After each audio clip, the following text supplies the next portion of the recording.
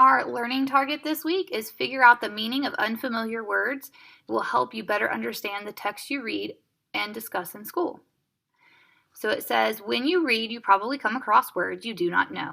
Some of these unfamiliar words may be academic vocabulary or general words that are found in a variety of subjects you study in school.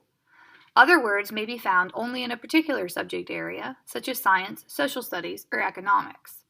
A subject area can have many topics. For example, money is one topic in the subject area of economics. Read the poster below, underline any words you might not know. So everyone might have different words underlined that they don't know in this passage, or this poster. The Westfield Animal Shelter needs your help. We have outgrown our space here. Can you help us build a new shelter to protect our pets? Please make a donation to the Westfield Animal Shelter today. Even a small amount of money will help.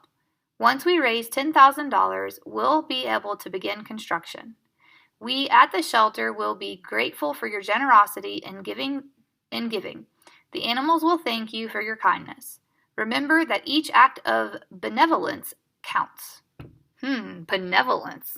That's a good word. How many of you know what that word means? So we are going to look at some unknown words or some words that you might not have known. You might know these words, and that's fine. On the next page, so we have shelter, donation, and benevolence. Definitely, that was probably one we didn't know. The next column says context. So the context is build a new shelter to protect our pets. That's already written there for you. Now, what would the possible meaning of a shelter be? You're going to take a guess and write something down that you think a shelter could be. And you're going to use clues in the sentence that help you come up with that meaning. So here's a sample of what you could write down. A place that gives protection. It said, outgrown our space, protect our pets. So outgrown our space, that is a place. Protect our pets gives protection. So that's why we came up with the possible meaning, a place that gives protection. Maybe you just put a house or a home. That's also a shelter. Donation. Please make a donation. What's the possible meaning of donation? What are some clues that give you that possible meaning?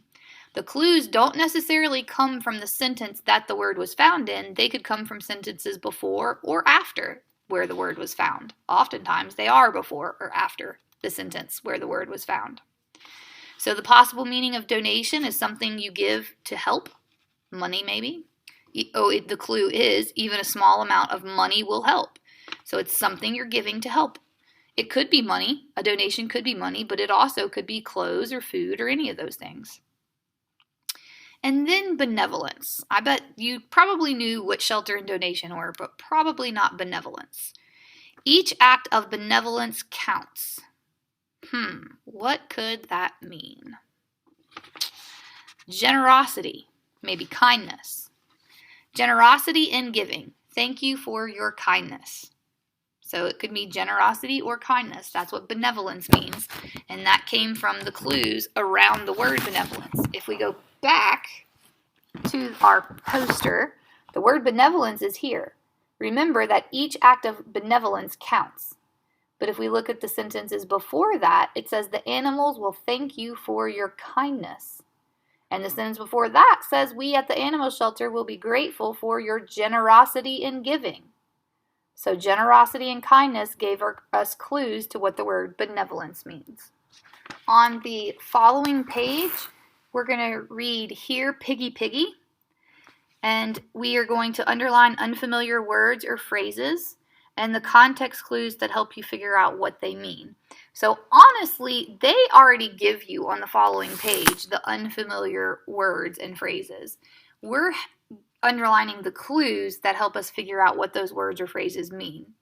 So clues for peer in the past, inventive potters, contemporary, and retrieved.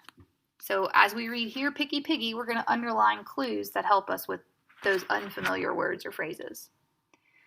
The first time you heard or saw a piggy bank, you might have wondered, why a pig? Why not some other animal? Wouldn't a bear or a wolf be a more appropriate guard of a person's money? To understand how the pig became the animal of choice for a small personal bank, we need to peer into the past, all the way back to England in the Middle Ages. So all the way back to England in the Middle Ages helps us understand what peer into the past means. During the Middle Ages, people in England used dishes, pots, and bowls made of clay. Clay was an ideal substance for such objects because it was cheaper than metal and easier to shape than wood.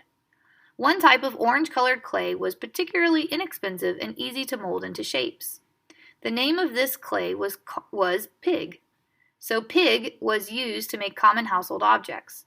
But what's the connection between pig and piggy banks? Hundreds of years ago, banks did not exist as they do today. But people still needed to keep their coins in a place from which they could be easily removed. So they put them into pig jars, which later became known as pig banks.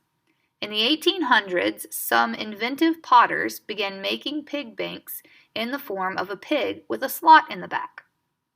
So inventive potters, whatever that means, they began making something. They're making these banks in the form of a pig. So obviously an inventive potter is someone who makes something. Not only were these piggy banks more pleasing to look at than regular jars, potters could charge more money for them. Thus the piggy bank was born. For centuries, most piggy banks were made of clay and could be opened only by shattering them. Today's piggy banks are made from clay, metal, glass, and plastic, and most contemporary piggy banks have a hole in the bottom for taking out the money easily. So, contemporary, clues that help us understand what contemporary are: pleasing to look at, today's piggy banks, easy for taking out money. Most people agree that the hole in the bottom was a good addition to the piggy bank. Otherwise, every time you retrieved your money, you'd have to spend some of it on a new piggy bank. Because remember, back before they put the hole in it, you'd have to bust it open to get your money out. So the chart on the following page, we already have the unfamiliar words. The context is the sentence that it was used in. The possible meaning is what we think that word would mean, and the clues are what we underlined. So for peer into the past, the context is we need to peer into the past, because that's what it said in paragraph 1. We need to peer into the past. Possible meaning, look at what happened before. Look at something from yesterday. Our clues were all the way back to England in the Middle Ages. The clues are what we underlined in the passage as we read. The context is where the sentence is in the story. And then the possible meaning is what we think it means based off of the context and the clues. Inventive potters, the context it was used in paragraph 3, it said, some inventive potters began making pig banks. That's what we need to write down under context. Some inventive potters began making pig banks. So it could possibly mean someone who's creative or a creative worker who makes pots. Our clue is what we underlined. Began making pig banks in the form of a pig with a slot, pleasing to look at. Really, the possible meaning should go last. They should do context, clues, possible meaning. I don't know why they did their chart this way. Our next word is contemporary. The context it was used in the story was most contemporary piggy banks. Our clues were today's piggy banks. I like doing our clues next. And a possible meaning is something modern or something from today's age, today's time. That's what contemporary means. Finally, retrieved, the context it was used in, every time you retrieved your money. The clues said taking out money, so retrieving means taking out. If you want to retrieve some water from the refrigerator, you're going to take water out of the refrigerator. The last thing you're asked to do is to define the phrase ideal substance, support your definition with context clues from the passage, and we're going to use the space on 194. So we want to define ideal substance and explain how clay fit that definition. Well, first we need to find ideal substance in the passage. So let's go back to our passage, and ideal substance, I believe, is in passage 2, paragraph 2, right here. Clay was an ideal substance for such objects because it was cheaper than metal and easier to shape than wood.